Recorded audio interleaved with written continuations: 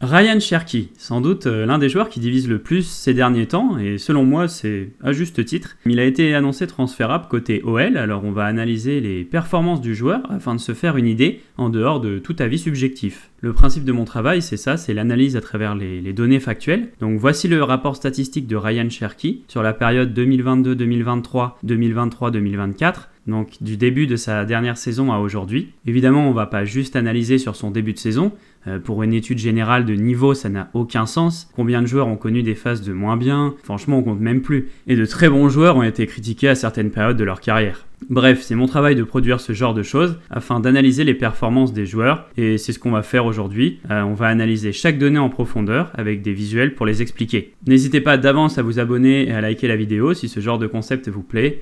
Alors pour que vous compreniez, Elite ici représente le top 20% par rapport aux autres joueurs au même poste dans le domaine statistique. Je répète bien que c'est à base de données, ça n'est pas mon avis personnel, ça on s'en fiche. Au niveau du dernier tir, donc la capacité à se créer des occasions et à marquer des buts, sans surprise on est sur un joueur moyen à son poste. En effet, depuis la saison dernière, bien qu'il ait su se procurer un assez haut volume d'occasions, Cherki n'a marqué que 4 buts en Ligue 1. C'est l'un de ses principaux axes d'amélioration, sans aucun doute, et on va le mettre en perspective avec des joueurs références qui ont évolué à peu près dans les mêmes zones que lui sur la période. On peut remarquer que Cherki se crée plus d'occasions que Florian Wirtz par exemple, mais qu'il marque moins de buts, l'un ayant une meilleure finition que l'autre. Ça fait la différence. Pour préciser, ce sont les données par 90 minutes sur la période, et en championnat uniquement, car ils n'ont pas tous joué l'Europe.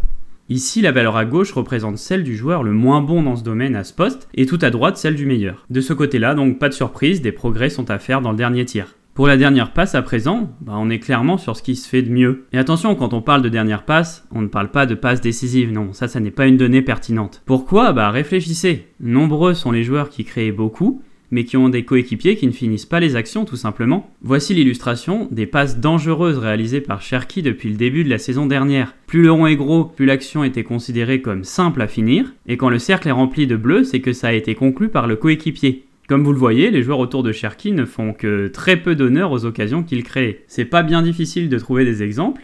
Sur le match contre Lens, Noama reçoit une passe très intéressante, mais n'oriente pas son corps vers le but adverse.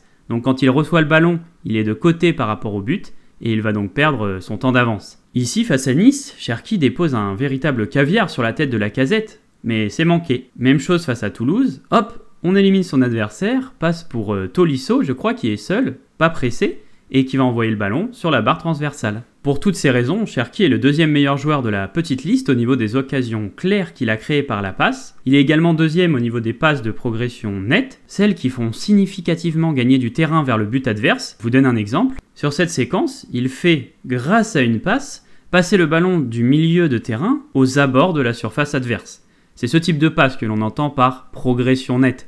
Et ici, seul Wirtz fait mieux que lui. Niveau moyen sur la capacité à éviter les pertes de balles, pas trop de surprises. En revanche, très élevé en percussion. Et j'imagine que ça va surprendre pas mal de supporters, donc je vais vous expliquer pourquoi. Ici, la percussion, ça ne signifie pas être rapide, mais ça signifie avoir la capacité de remonter le ballon sur de grandes distances à travers des accélérations. Faire progresser le jeu vers le but adverse par les courses. Et bien que Ryan Cherki ne soit pas Mbappé ou encore Kingsley Coman, c'est un domaine où il ressort très bien à son poste. Sur cette séquence, il amène le ballon d'avant le milieu de terrain jusqu'aux 30 derniers mètres adverses. Ici, même chose, on est au niveau du rond central et il va finir par subir une faute dans le dernier tir adverse. Dernière situation qui commence à peu près au même endroit et qui va se finir dans la surface adverse. Je pense que ce qui joue sur l'impression visuelle, c'est qu'il n'a pas une grande vitesse de pointe, pas une grande accélération, et qu'il ne prend pas toujours les bonnes décisions à la fin de ses courses ou pendant. Elles s'avèrent parfois être trop longues, avec de meilleures solutions s'il libère le ballon plus tôt. En tout cas, il est donc le meilleur joueur de la sélection dans le domaine. Aucun des autres ne porte plus le ballon vers le but que lui à chaque match.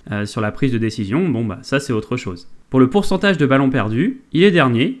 Il y a encore du gâchis dans son jeu, mais finalement il est à 27%, et Simons, Musiala et Wirtz sont à 26%. En général, plus on prend de risques, plus on en perd. La différence va se faire sur l'endroit et la situation qui amène les pertes, forcément. Si tu perds les ballons parce que tu as trop attendu, parce que tu forces la conservation, c'est différent qu'une perte alors que tu reçois un ballon mal donné.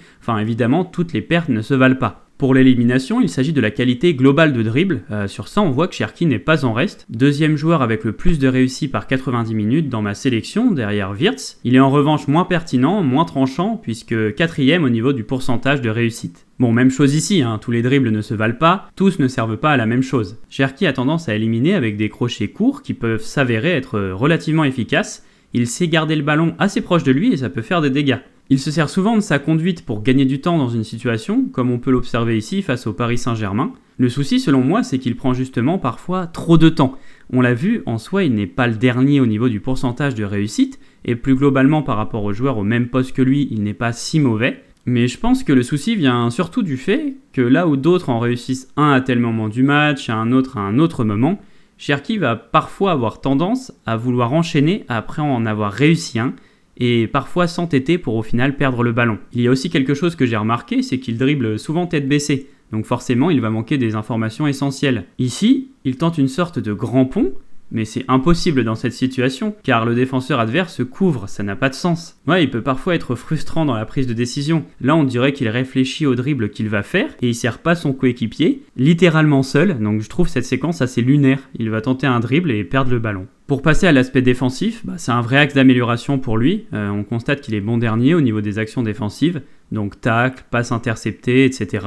Et avant-dernier pour les récupérations. Pour la petite info, récupération, ça n'a rien à voir avec le fait de récupérer dans les pieds, mais c'est au contraire reprendre un ballon qui n'est dans les pieds d'aucune des deux équipes, sur un contrôle manqué de l'adversaire par exemple. Les récupérations dans les pieds sont appelées tacles, qu'ils soient debout ou couchés, et comptent comme intervention défensive du coup. Je pense que ce profil illustre parfaitement Cherki, un joueur bourré de talent, qui sur certains aspects n'a rien à envier aux meilleurs jeunes à son poste, mais qui manque encore de rigueur, que ce soit rigueur défensive, mais aussi plus globale. L'impact dans le dernier tir est un axe de progression, mais Wirtz par exemple ne marque pas énormément, et pourtant il est considéré comme le crack à ce poste. Ce qui fait la différence, c'est l'implication, la prise de décision, la capacité à être tranchant et efficace. C'est comme ça que je conclurai cette analyse. Je pense qu'il gagnerait à jouer plus simple en se servant de ses qualités de façon optimale et juste. Mais le talent, oui, il l'a, et c'est le reste qui définira sa carrière. Alors bon courage monsieur, on espère pouvoir compter sur toi et tes qualités, que ça soit en France ou ailleurs. Voilà l'équipe, vidéo terminée, j'espère que vous avez aimé la façon de faire et que vous avez trouvé ça intéressant et pertinent. Donc voilà, comme je vous l'ai dit en début de vidéo, n'hésitez pas à liker, vous abonner, commenter si ça vous a plu, c'est ce qui me donne de la force, c'est ce qui me pousse à avancer, c'est grâce à vous que la chaîne se développera. Je vous dis à bientôt l'équipe.